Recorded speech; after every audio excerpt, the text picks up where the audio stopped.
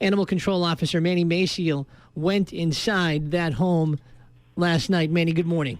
Good morning. Morning. So where was this home?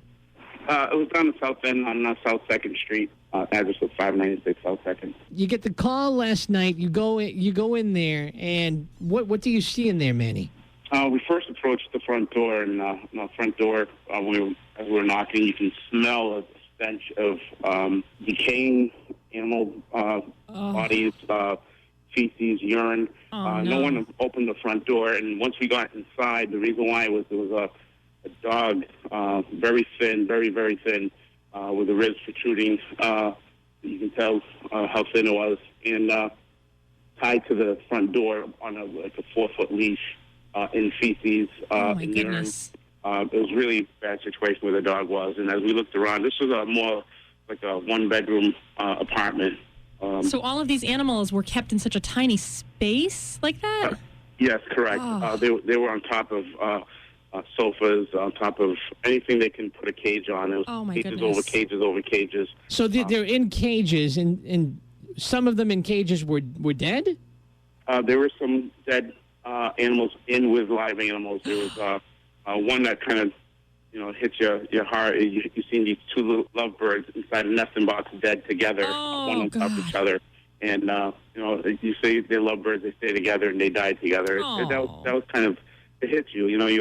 This is a job, but it also hits you hard with situations like this. So were there people in there? There were people that lived in the house. The two had spent time in the house. There's notice that there's maybe a child in the house also. Oh, no. Did you see these people yourself last night? I did talk to them. We had investigated them months ago when we received a call that they might be selling animals that they were getting from Craigslist. I had heard that they were getting animals for free and then selling them to make a profit.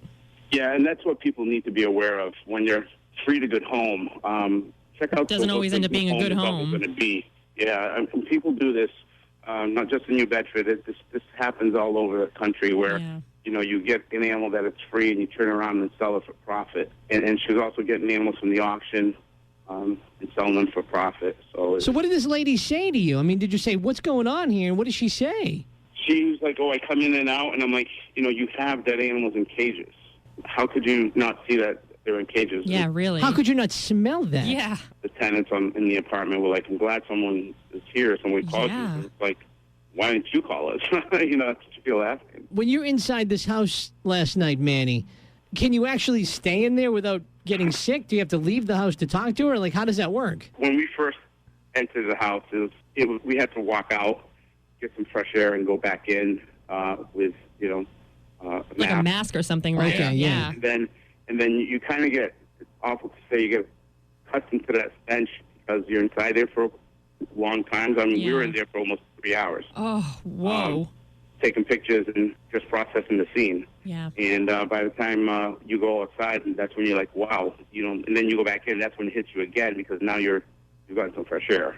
So found nearly 24 dead animals in there. What about these other 24 animals that were found alive? What's going to happen with them? We're very lucky that we have good relationships with a lot of rescue groups. Mm-hmm.